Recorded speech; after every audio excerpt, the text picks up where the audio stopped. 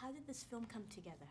I got together with a couple friends of mine, Todd Casey and Zach Shields, 3 years ago now, and we were just sort of kicking around the idea of a Krampus, scary Christmas movie. I mean, there was an appeal to the character, obviously.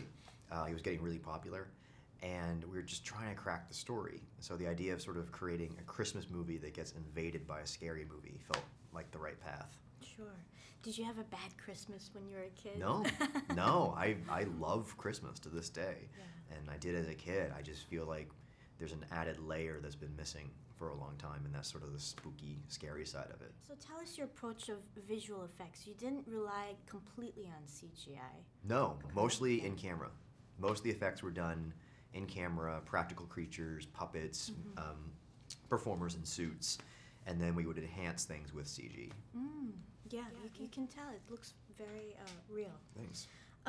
So the cast you hired, they're not typically people coming from the horror genre, like, Adam Scott and Toni Collette. Yeah. Why did you make that choice? Because we wanted to find actors that were really diverse and could fit the sort of tonal balance of the movie. First, they're just great actors, period. That's the most important thing. But they've all done their share of dramas and comedies, and some of them have dabbled in horror movies. Tony did The Sixth Sense, obviously, and Adam's done some horror movies, and Allison Tolman came from Fargo, the TV series, which wasn't a horror movie, but there's a dark humor to it. So really wanted to find actors that worked well together and had multiple talents like that. So tell us your special bond and relationship with director Bryan Singer. What did you learn from him, and how has he helped you as a director? I learned a lot from working with Bryan. The X-Men 2 was the first collaboration, and then Superman, which I co-wrote, and then Trick or Treat was the movie I directed and he produced.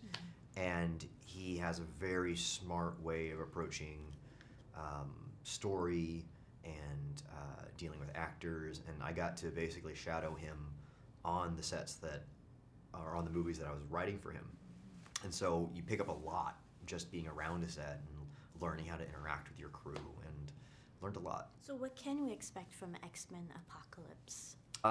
It's going to be a very big movie, probably one of the darker chapters, but at the same time, there's, I think, a sense of youthful fun to it, because we are bringing in characters in their younger forms, Jean, Cyclops, Storm.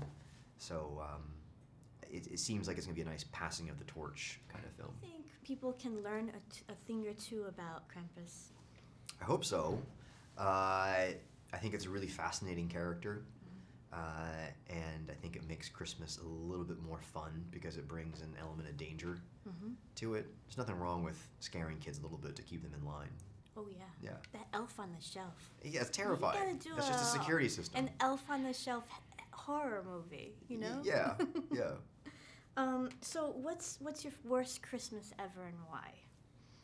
I haven't had a bad Christmas. I really haven't. I think it's always been a great time for me and my family from the time I was really little. And so growing up, I just continued that. And I think that's a big reason why I made the movie, is that to me Christmas is really important, and if you do it right, it can be really meaningful and magical. Last question, have you been a good boy for Santa? It's up for debate.